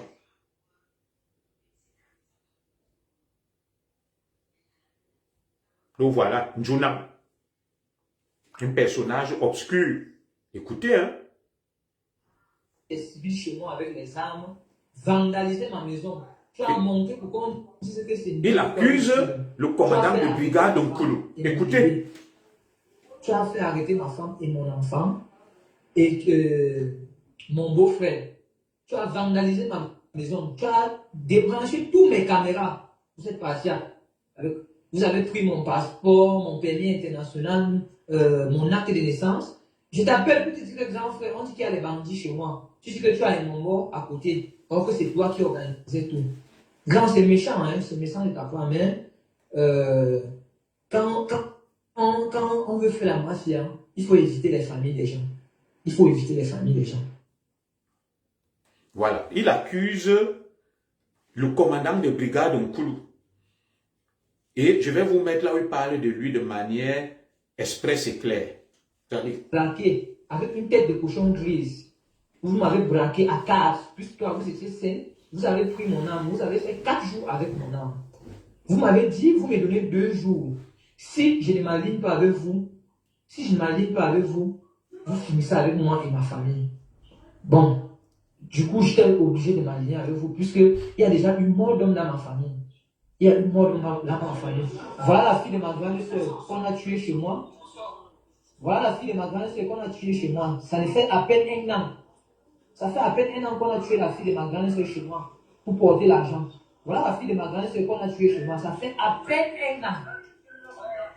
Ça fait à peine 1 an qu'on a tué la fille de ma grande soeur chez moi.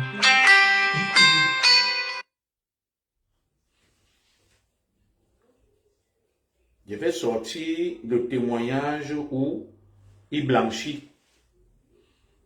Exposé, je vais mettre tout sur le marché. Tu te fais passer le plus grand commandant de brigade, le plus dangereux. Tu es un bandit. Écoutez. Un bandit, c'est Koulou. Koulou, c'est je suis un bandit. Tu m'as braqué avec 4 de tes hommes, 4 civils. Vous m'avez braqué avec une tête de cochon grise. Vous m'avez braqué à 4. Puisque toi, vous étiez sain. Vous avez pris mon âme. Vous avez fait 4 jours avec mon âme. Vous m'avez dit, vous me donnez 2 jours. Si je ne m'aligne pas avec vous, vous finissez avec moi et ma famille. Bon, du coup, j'étais obligé de m'aligner avec vous, puisqu'il y a déjà une mort d'homme dans ma famille. Voilà la fille de ma grande soeur qu'on a tuée chez moi. Ça ne fait à peine un an. Vous voyez, non? Qu'on a tué la fille de ma grande soeur chez moi. Le même qui parle là, c'est lui qui accuse Mbienou aujourd'hui. Le même sur les mêmes faits qui accusait le commandant Koulou.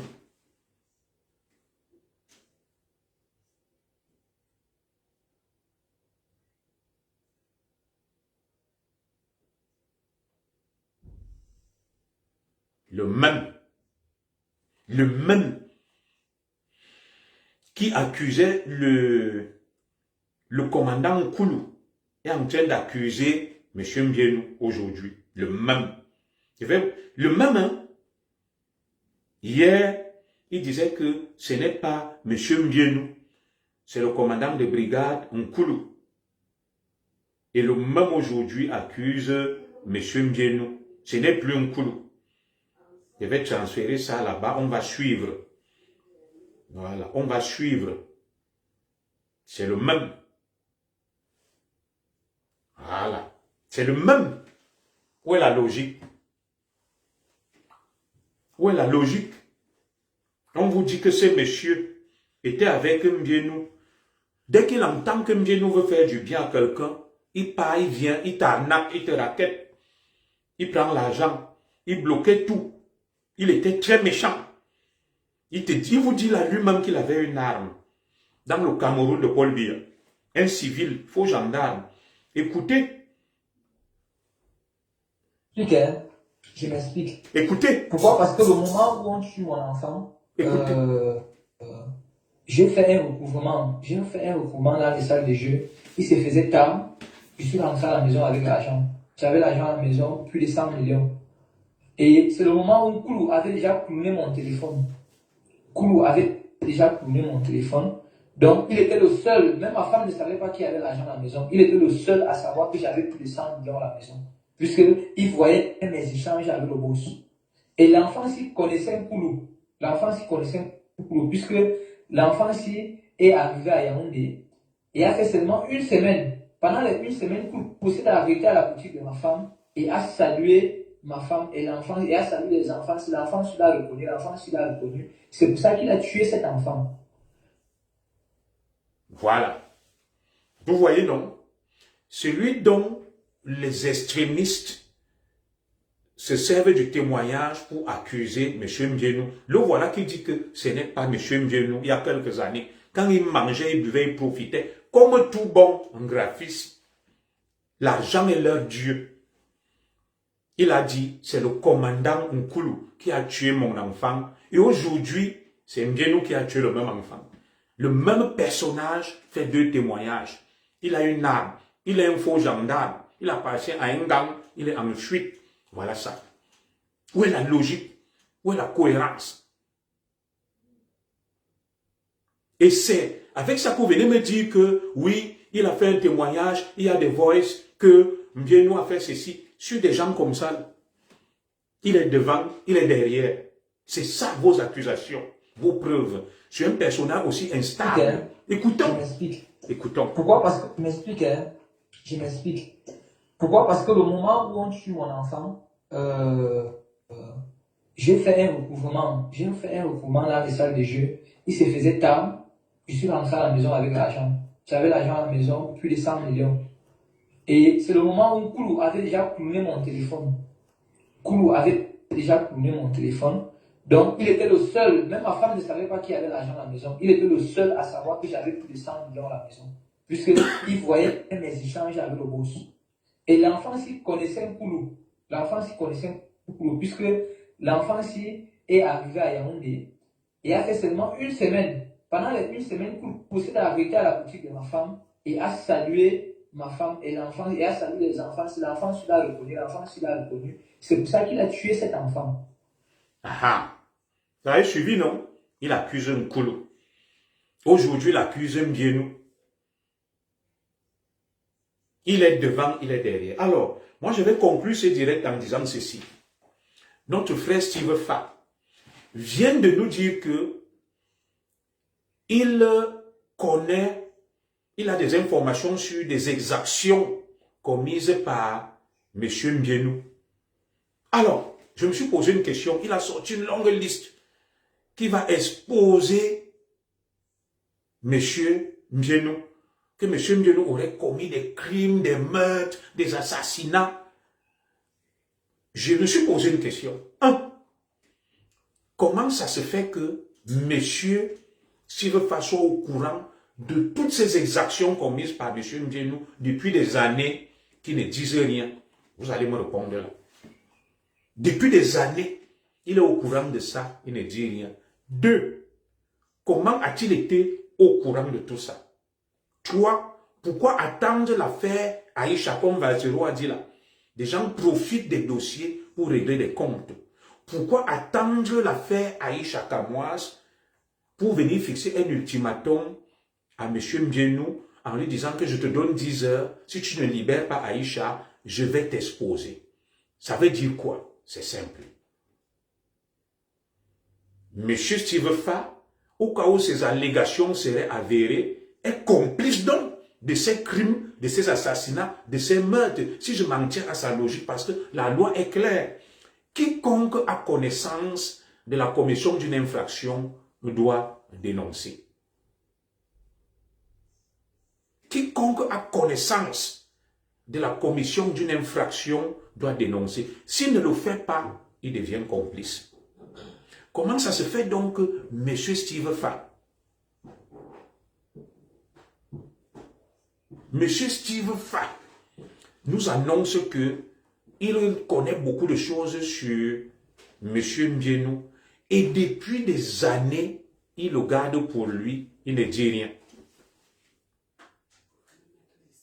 Ça veut dire qu'il est complice.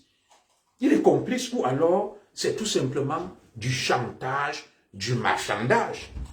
Donc, les gens disent que vous avez vu, oui, The Voice de Steve Fa, oui, il a kidnappé, M. Mbienou a kidnappé. Et si ces voix sont détenus par Steve Fa, ça veut dire que recel de malfaiteurs et Steve Fa doit être rapidement interpellé par la justice camerounaise pour besoin d'enquête. Il est complice. Il est un receleur de malfaiteurs et d'informations. Mais vous voyez jusqu'à quel point les gens sont bêtes. Et vous allez voir des gens venir me dire là que, oui, vous voyez tout ce qui sort sur M. Mbienou. Ça veut donc dire que tout ça frise le marchandage. Steve Fa joue avec le feu. Il joue avec le feu. Il joue avec le feu. Il ne sait pas que ce qu'il est en train de faire risque de coûter cher. Comme on le dit, l'insecticide par haine pour le cafard, qu'on a accepté l'insecticide, on a mis sur le cafard est mort et tout ça là. Monsieur Steve Fa est prêt à se sacrifier lui-même, à manipuler, à raconter n'importe quoi. À raconter n'importe quoi. Monsieur Steve Fa vient nous dire qu'il avait des informations avec des preuves sur la commission des crimes. Des crimes. Vous voyez le Cameroun, Steve Fa qui côtoie des ministres, qui donne des leçons à tout le monde, nous dit que il a des preuves sur la commission d'un certain nombre d'exactions, de crimes, par jalousie et haine vis-à-vis de son propre frère, M. Mbienou. Et qu'il a gardé ça pendant des années. Il n'a rien dit. Il a attendu l'affaire Aïcha pour faire le chantage à M. Mbienou sur du sang versé. D'après Steve Fa.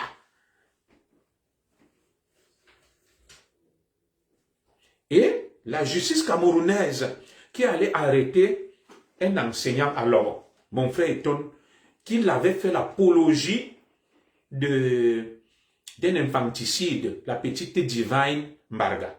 On l'a arrêté, il est en prison. Mais cette même justice laisse Steve Fa. Cette même justice laisse Steve Fa. Moi, je n'ai pas dit que M. Mbienou est un ange. Il disait avoir donc tout ça. Steve Fa doit être rapidement interpellé, gardé à vue, auditionné et apporter des preuves de ses déclarations, de ses allégations. Parce que j'invite M. Steven Mbienou à déposer rapidement une plainte, une citation directe. Je crois qu'il le fera contre Steve Fa. Parce qu'il n'y a pas de raison que M. Mbienou dépose une plainte contre Aïcha, qui n'a pas porté, à mon avis, des accusations aussi graves contre lui, et qu'on laisse Steve Fa, qu'il accuse de crimes de meurtre, d'assassinat, de kidnapping, d'enlèvement. Donc, une plainte doit être rapidement déposée contre Steve Fa. Elle va nous aider à la manifestation de la vérité, à élucider donc les fameux crimes dont parle M. Steve Fa dans ses déclarations. On ne peut pas aller arrêter le petit enseignant de Lobo. Le petit enseignant de Lobo. Parce qu'il aurait fait l'apologie d'un infanticide. Mais Steve Fa vient, nous parle des crimes dont il aurait été témoin. Et lui, il est libre. M. Steve Fa doit être rapidement interpellé si le Cameroun est un état de droit. Parce que lui, il dit là que l'autre est un prisonnier, M. Mbienou, alors que lui-même c'est un prisonnier ambulant. D'abord, ses allégations, ses insinuations, il faut qu'il apporte des preuves. S'il n'arrive pas à apporter des preuves, quand lui dit là qu'il va porter plainte et que M. Mbienou, quand il viendra au Cameroun, va se faire interpeller, c'est plutôt Steve Fa qui doit aller en prison. Oui, il suffit que M. Mbienou porte plainte là et lui demande de prouver ses allégations et ses insinuations. Il ne pourra pas. Et de deux, admettons même que dans ces délits, que tout ce qu'il raconte soit avéré. Ça veut donc dire que M. Steve Fa lui-même est un criminel. Il a couvert des crimes, recèle de malfaiteurs. Ça veut dire que lui-même est punissable par la loi et doit aller à Kodengui. Voilà donc l'influenceur d'État du Cameroun. C'est comme ça que demain, tout ce que vous faites avec lui, vous les dirigeants du Cameroun là, il va le balancer. Comme il est avec vous, il monte, il descend. Le même s'il veut faire, on a suivi les affaires sur lui. Il n'a pas pu gérer le Grand Barak. Le Grand Barak est sorti ici, il nous a tout dit. Les vidéos sont dehors. Que Steve Fa voulait me faire ça, Steve Fa voulait me faire ça. C'est ce Steve Fa qui donnait des leçons aux gens. Le témoignage du Grand Barak est là. Il a été incapable de gérer un artiste. Ça s'est terminé en cacahuète. On a vu le même Steve Fa avec Samuel Eto'o fils. Au départ, c'est monté blum blum blum. Il soutient Samuel Eto'o. Vers la fin, il commence à exposer Samuel Eto'o. Ça fait partie de son fonctionnement. Le même Steve Fa aujourd'hui, le voilà, il montait, il descendait hier avec M. Steven Mbienou. Aujourd'hui, il commence à l'accuser de tous les noms d'oiseaux. Est-ce que ce n'est pas une habitude pour lui? Oui, il n'est pas normal, ma soeur Malbenanga, que Steve Fa ne soit pas interpellé et gardé à vue pour besoin d'enquête. Le procureur de la République doit convoquer Steve Fa parce qu'il est en train de faire des dénonciations graves. Et pour besoin d'enquête, on doit l'interpeller, le convoquer pour aider à la manifestation de la vérité, à élucider tous ces crimes auxquels il fait allusion, pour aider la justice. Et si M. Steve Fa n'est pas interpellé, ce n'est pas normal. Il lui-même s'est fait harakiri, il s'est mis la corde au cou. Nous exigeons l'interpellation de M. Steve Fa comme témoin oculaire des faits gravissimes, pour qu'il aide la justice à concourir à la manifestation de la vérité. Il accuse M. Mbienou des faits suffisamment graves. Il faudrait donc que M. Steve Fa vienne le justifier.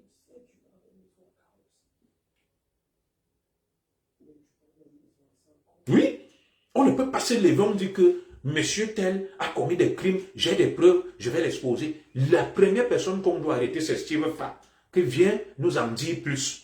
Que s'est-il passé? Qu'est-ce que tu en sais? Oui. Et il doit apporter les preuves de ces allégations.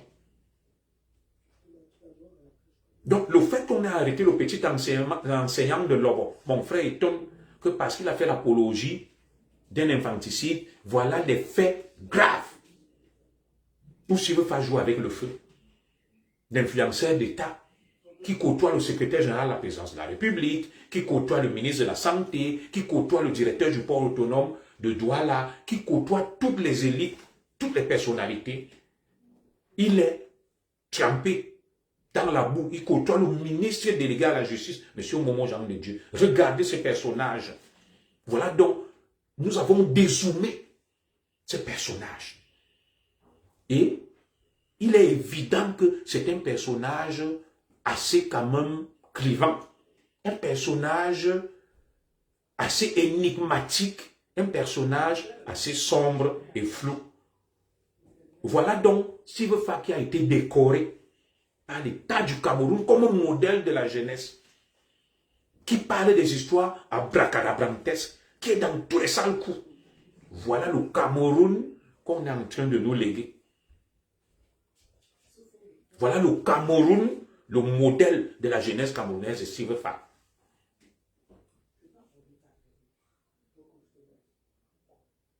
Oui, voilà quelqu'un qui vous dit, j'allais prendre 100 millions. Qu'est-ce qu'un individu fait avec 100 millions chez lui? La loi interdit de garder 100 millions chez soi, thésauriser les fonds. Tu vas, tu déposes dans une banque. Vous voyez le personnage, un personnage lugubre. Il te dit qu'il avait une arme. Il parle des histoires terribles. S'il veut faire va dans le billet, on le reçoit. Écoutez les délits d'un patriote fabriqué, influenceur d'État. Voilà donc ce Cameroun-là. Lui-même, il sait ce qu'il fait avec ses personnalités pour qu'on le hisse sur un piédestal. Moi, je ne suis pas là pour le lyncher, j'ai posé des faits, des éléments factuels, à chacun de se faire lui-même une idée sur ce Steve Faki. À chacun de se faire une opinion. Voilà donc les objecteurs de conscience, les grands donneurs de leçons. Ils sont embrouillés, tordus d'esprit. Il vient lui-même se livrer à la justice. Oui, il veut protéger Aïcha. Il profite de l'affaire d'Aïcha pour régler ses comptes en bien. Pourtant, il a conçu la farniente à 500 millions. Il s'est enrichi. On nous dit qu'il est milliardaire. Mais dès que s'il veut entendre parler de l'argent quelque part, les yeux deviennent rouges comme le foléré. Nous-mêmes qui n'avons pas encore eu des millions, mais lui qui a eu des millions, dès qu'il entend parler de l'argent, les yeux deviennent rouges comme le foléré. Il combat le régime, mais il gagne les marchés du régime. Il est l'ami de tous les ministres. Quand je vous ai dit la basse, le côté sombre, financé par l'élite au pouvoir, voilà un bel exemple. Voilà un bel exemple. Il critique le régime, il est opposant, il est contre le régime, mais il gagne les marchés, il côtoie tous les ministres. Voilà ce Cameroun-là. Moi, je vais m'arrêter là. Est-ce qu'il y a des gens qui aimeraient intervenir ou pas? Il y a le numéro WhatsApp que vous connaissez. Et je vais prier Madame Zogo de l'afficher si elle a 1 minute, même comme elle s'en va. Je vous accorde 15 minutes pour appeler. Voilà. Vous connaissez mon numéro 00337 58 13 15. S'il y a des gens qui aimeraient appeler, qu'ils appellent. Je vous remercie pour votre fidélité. Nous sommes restés presque 300 jusqu'à la fin de ce direct. Le numéro, on va essayer. Je vais laisser ma merveilleuse épouse l'épingler. D'accord, bon. Hop. Le 00337 58 37 13 15 que sur WhatsApp. Je ne reçois des appels que sur WhatsApp. S'il y a quelqu'un qui aimerait appeler ou même appeler en visio, la ligne est ouverte, il est 13h23. Je peux arrêter le direct à 45, appeler, même en direct. Et voilà le Cameroun où on l'a amené. La mafia à tous les niveaux, des truands. Je n'ai pas dit que Steve Faki est un truand, mais quand on entend ces histoires, des gens qui ont des milliards, des centaines de millions, tu vois l'individu comme celui de Junan qui parle, tu te dis que c'est quelle qualité de pays ça. tu te dis, c'est quelle qualité de pays? Comment on a fait pour en arriver là? Je ne trouve pas là où je peux écrire là pour vous mettre le numéro. Hein. Mais je vous rappelle juste le numéro 00337 58 37 13 15. 00337 58 37 13 15. Vous appelez via WhatsApp uniquement et vous venez balayer tout ce que j'ai dit. Vous me reprenez, vous dites que j'ai tort. Je vais vous écouter religieusement. Voilà. Je vais vous écouter religieusement.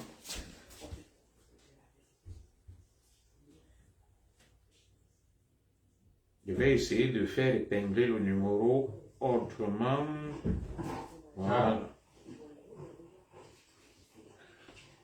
Je vais vous écouter. Je vais épingler le numéro ici. Voilà. 00337 58 37 13 15. Voilà.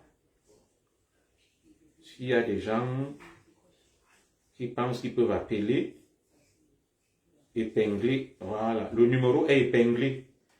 Celui qui pense pouvoir appeler, le numéro est épinglé.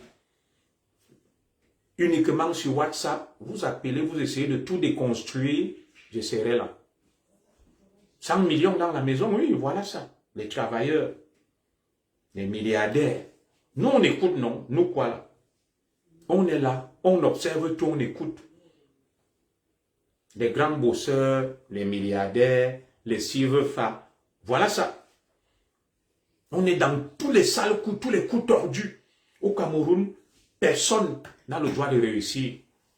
Dès que tu réussis, oh, c'est ceci, tu vends les gens, tu kidnappes les gens, tu as le con, tu as le femme là. Nous sommes animés par une haine terrible, une jalousie terrible. Je n'ai pas. Tout le monde se croit milliardaire. Je n'ai pas. Tout le monde se croit milliardaire. Tu vois des petits enfants, tu veux pas les réunir, il leur dit, vous allez avoir 13 milliards. Des milliards que les gens ont travaillé toute leur vie. Comme les Fosso Victor, les Sowen, les James Onobiono, les Ndongo Somba. C'est ça que des badauds vont se lever et vont aller jouer à XBet et vont devenir milliardaires. 13 milliards. Même le président Paul Biya lui-même n'a pas une fortune de 13 milliards. Et tu te lèves, tu vends le rêve à des enfants, leur faisant croire qu'ils auront ces milliards.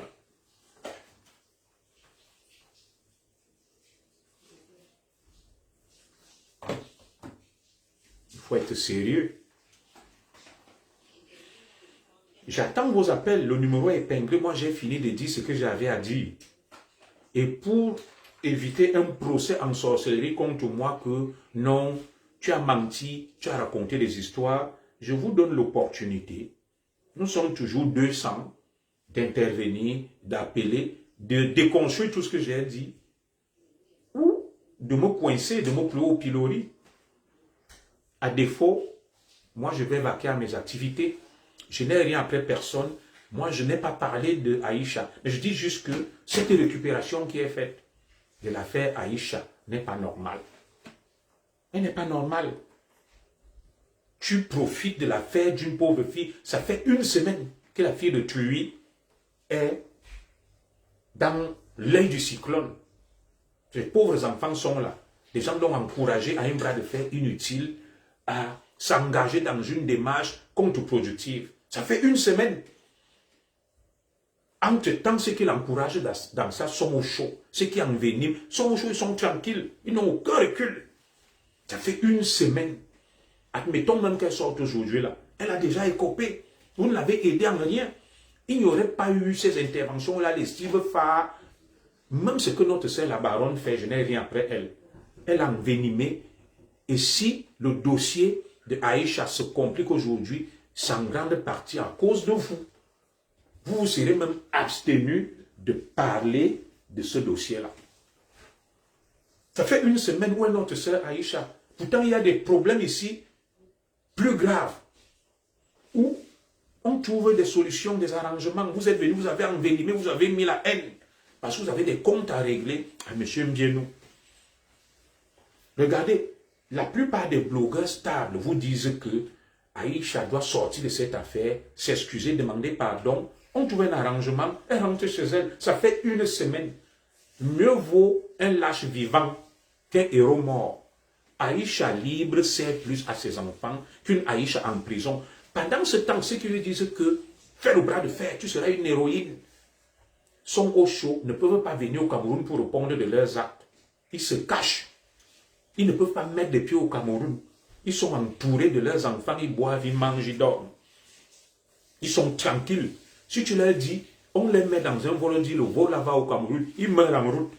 Mais ce sont eux qui encouragent Aïcha à engager un bras de fer. Ils sont en train de l'enfoncer parce qu'ils veulent régler leur compte à M. Mbienou. Comme M. Mbienou est milliardaire, ça ne les arrange pas. Il faudrait qu'on donne la société de M. Mbienou à l'Ivoirien Kouassi, qui leur a promis qu'il va les reprendre, travailler avec eux et leur verser des perdièmes.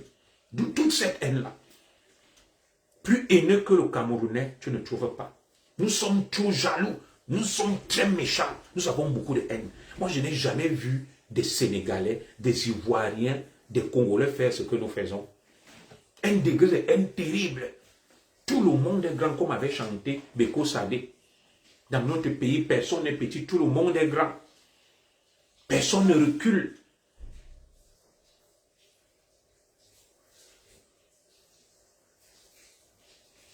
Où en sommes-nous? Ça fait 7 jours que Aïcha est dans l'œil du cyclone, dans des conditions inhumaines. Je connais nos cellules. Vous avez dit que oh, vous êtes fort, vous irez là-bas, vous la défendez. Vous avez envenimé le problème. Vous êtes très mauvais, vous êtes très méchant. Et tout ça, c'est parce que peut-être Aïcha, il n'y a pas quelqu'un qui peut frapper le poing sur la table et prendre des décisions dans sa famille et demander à tous ces blogueurs qui profitent d'elle pour régler leur compte d'arrêter de parler d'Aïcha. Parce qu'il n'y a personne. Parce qu'il l'aurait fait depuis que nous vous interdisons de parler au nom de notre sœur. Ces blogueurs-là se seraient arrêtés. L'affaire-là n'en serait pas là. L'affaire-là n'en serait pas là. Tu te lèves là-bas, Sivefa. Voilà un fils du Cameroun, bien nous. Il fait travailler des familles, il fait vivre des familles. Tu commences à l'insulter. Tu portes des accusations graves contre lui que tu ne peux pas prouver. Tu as la haine. Tu veux régler tes comptes pour des histoires d'argent. Pourtant, tu en as déjà eu. C'est le même Sivefa qui est avec les ministres, tous les hauts dignitaires qui gagnent les marchés, mais qui continuent à vouloir gagner de l'argent par tous les moyens. Ce qu'il fait même avec cet argent, on ne sait pas. La femme, on ne voit pas. Les enfants, on ne voit pas. Rien, rien. Que fait-il même avec cet argent? Et c'est lui qu'on décore. Je veux savoir même la médaille qu'on lui a donnée. C'était à quel titre? Parce qu'il a rendu quel service au Cameroun? Et tout ça, c'est le Cameroun. Un pays ambigu, bizarre. Sivefa est décoré. Il y a la médaille. C'est le modèle de la jeunesse. Moi, je vais m'arrêter là.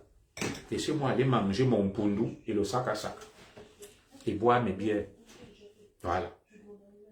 Quand je regarde ça, je dis que ce pays a besoin d'être exorcisé. Nous avons traversé le médicament, comme Richard Bona le dit, où on pense que le vice doit devenir une vertu.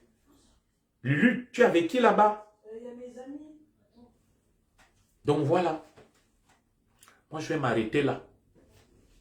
Nous continuons à vous regarder. Nous continuons à vous regarder. Le nom de Sivefa est partout. Il a construit la farniente. On nous dit qu'il est milliardaire. Mais dès qu'il entend parler d'une histoire d'argent, il est devant. Ce qu'il fait même avec l'argent, on ne sait pas. On ne voit ni femme, ni enfant. Que peut-être il s'en occupe. C'est lui qu'on décore. C'est lui le modèle, l'exemple de la jeunesse camerounaise. Vous-même, vous savez ce que vous faites avec lui. Vous savez pourquoi vous êtes avec lui, malgré le fait qu'il est contre vous, il vous expose. Et quand Junior Zoro va parler, on va dire, il est jaloux, il est tribaliste, il est. Continuez avec vos magouilles, votre clair-obscur, avec votre Steve Fa. Vous allez voir quand il va vous exposer vous-même, comme il est en train d'exposer son frère Mdieno là.